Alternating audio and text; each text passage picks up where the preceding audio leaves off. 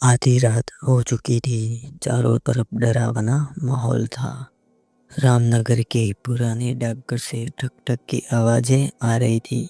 और अजीब सी बात ये थी कि डाकघर पिछले 10 साल से बंद पड़ा था। वहाँ कोई जाता तक नहीं था।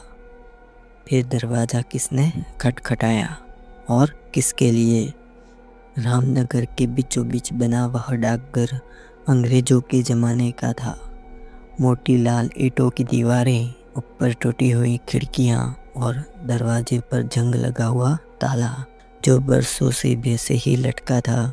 गांव के बूढ़े कहते थे कि वहाँ अब चिट्ठियाँ नहीं आती, वहाँ अब सिर्फ नाम आते हैं। किसके नाम यह कोई सांप नहीं बताता था, बस एक डर जो हर एक चेहरे पर उतर आता।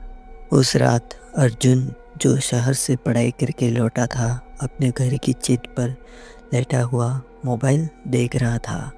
अचानक उसे वही ठक ठक की आवाज़ सुनाई दी। पहले तो उसने सोचा हवा होगी, लेकिन आवाज़ लगातार 3 बार आई, बिल्कुल एक जैसी, और हर बार के बीच 3 सेकंड का अंतर, जैसे कोई नियम से दस्तक दे रहा हो। अर्जुन उठकर छत के कोने तक गया। वहाँ से डाकघर साफ दिखाई दे रहा था। चांदनी में उसका टूटा बोर्ड चमक रहा था, रामनगर डाकघर। पर एक चीज़ नहीं थी। दरवाजे के नीचे से हल्की सी पीली रोशनी बाहर आ रही थी, लेकिन अंदर तो बिजली का कनेक्शन भी नहीं था। अगली सुबह उसने यह बात अपने पिता से कही। पिता का चेहरा अचानक सख्त हो गया। उधर मत जाना अर्जुन, उन्होंने धीमे स्वर में कहा। वो जगह ठीक नहीं है। क्यों, कोई रहता है? अर्जुन ने पूछा। बस इतना बोले, कुछ चिट्ठियाँ ऐसी होती हैं जिन्हें पढ़ना नहीं चाहिए। यह बात अर्जुन के दिमाग में कील की तरह अटक गई। चिट्ठियाँ? 10 साल से बंद डाकघर में चिट्ठियाँ कहाँ से आई? उस दिन शाम को अर्जुन अपने दोस्त रवि के साथ डाकघर के पास गया। दरवाजे पर वही पुराना ताला लटका हुआ था, लेकिन जमीन पर ताज़ा पैरों के निशान थे। अर्जुन ने साहस करके ताले को हाथ लगाया। ताला ठंडा नहीं था, गर्म था, जैसे अभी अभी किसी ने उसे पकड़ लिया हो। तभी पीछे से आवाज़ आई, क्या ढूंढ रहे हो? दोनों पलटे। सामने बूढ़ा हरिराम खड़ा था, जो कभी इसी डाकघर में पोस्टमास्टर हुआ करता था। उसकी आंखें धसी हुई और चेहरे पर एक अजीब सी मुस्कान थी। कुछ नहीं काका, बस ऐसे ही, अर्जुन ने कहा। हरिराम ने डाकघर की तरफ देखा और कहा, जब अगली बार दस्तक सुनो तो जवाब मत देना। कौन दस्तक देता है? अर्जुन ने पूछा। हरिराम ने सीधे उसकी आंखों में देखा। जिससे जवाब मिल जाता है, उसका नाम अगली चिट्ठी में होता है। उस रात अर्जुन को नींद नहीं आई और ठीक 12 बजे वही ठक ठक की आवाज़ उसे फिर सुनाई दी। इस बार आवाज़ उसके घर के दरवाजे से आई। वह डर गया, दिल जोर जोर से धड़कने लगा। उसने सोचा, दरवाज़ा मत खोलना। हरिराम की बात याद आ गई, लेकिन आवाज़ फिर आई, इस बार और ज़ोर से। कौन है? अर्जुन के मुंह से अनजाने में निकल गया, और जैसे ही उसने जवाब दिया, आवाज़ बंद हो गई। कुछ सेकंड की खामोशी, फिर दरवाजे के नीचे से एक लिफाफा अंदर सरक आया। अर्जुन के हाथ कांप रहे थे। लिफाफे पर उसका नाम लिखा था, अर्जुन सिंह, रामनगर। लिखावट पुरानी स्याही से थी, जैसे किसी ने फाउंटेन पेन से लिखा हो। पीछे मुहर लगी थी, रामनगर डाकघर, लेकिन मुहर पर तारीख आज की थी। ये कैसे हो सकता है? अर्जुन ने सोचा। उसने लिफाफा खोला। अंदर सिर्फ एक पन्ना था। उस पर लिखा था, तुमने जवाब दे दिया है, अब अगली दस्तक तुम्हारे लिए नहीं होगी, तुम्हारे घर की किसी और के लिए होगी। तभी उसे एहसास हुआ। आवाज़ फिर आई, लेकिन इस बार उसके कमरे के दरवाजे से नहीं, उसके छोटे भाई के कमरे से। ठक ठक ठक। और इस बार दरवाजे के उस पार से एक धीमी आवाज़ भी आई, भैया, मुझे कोई बुला रहा है। मोहित, दरवाज़ा मत खोलना, अर्जुन जोर से चिल्लाया।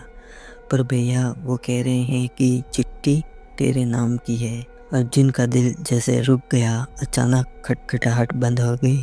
कुछ पल सन्नाटा रहा, फिर दरवाजे के नीचे से एक और लिफाफा अंदर आया। अर्जुन ने तुरंत दरवाज़ा तोड़ा, मोहित को गले से लगाया। वह काँप रहा था। लिफाफे पर लिखा था मोहित सिंह। अंदर वही पुरानी स्याही, वही मोहर, लेकिन इस बार पन्ने पर सिर्फ एक लाइन थी, अगली दस्तक आखिरी होगी। अर्जुन ने तय कर लिया कि अब वह डाकघर के अंदर जाएगा। अगले दिन दोपहर में जब गांव वाले खेतों में थे, अर्जुन अकेले डाकघर पहुंचा।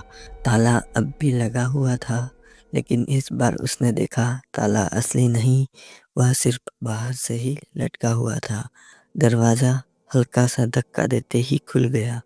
अंदर गुप्त अंधेरा था, धूल जमी हुई थी, लेकिन बीच में एक मेज साफ थी और उस पर एक लालटेन जल रही थी। कोई है? अर्जुन ने पुकारा। अंदर से आवाज़ आई, जो जवाब देता है वही आता है। अर्जुन ने देखा मेज पर ढेर सारी चिट्ठियाँ रखी थी। लिफाफे पर एक नाम। उसने कुछ नाम पढ़े, गांव के लोग जिनकी पिछले कुछ सालों से रहस्यमय मौत हो गई थी। ये क्या है? अर्जुन के हाथ कांपने लगे।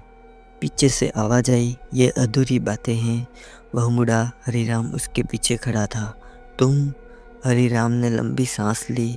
मैं भी कभी जवाब दे बैठा था, हरिराम ने कहा। मतलब 10 साल पहले रात में दस्तक आई थी। मैंने दरवाज़ा खोला, चिट्ठी आई, उस पर मेरे बेटे का नाम था। अगले दिन मेरा बेटा कुएं में मरा हुआ मिला। कोई कारण नहीं मिला, बस उसके हाथ में वही चिट्ठी। अर्जुन का सिर घूमने लगा। ये सब कौन कर रहा है? हरिराम की आंखें भर आई। डाकघर नहीं, ये इंतज़ार कर रहा है। जो भी अधूरी इच्छा, अधूरी शिकायत लेकर मरता है, उसकी चिट्ठी यहाँ आती है और वह तब तक दस्तक देता है जब तक कोई जवाब न दे। अचानक मेज पर रखी एक चिट्ठी अपने आप खिसकी।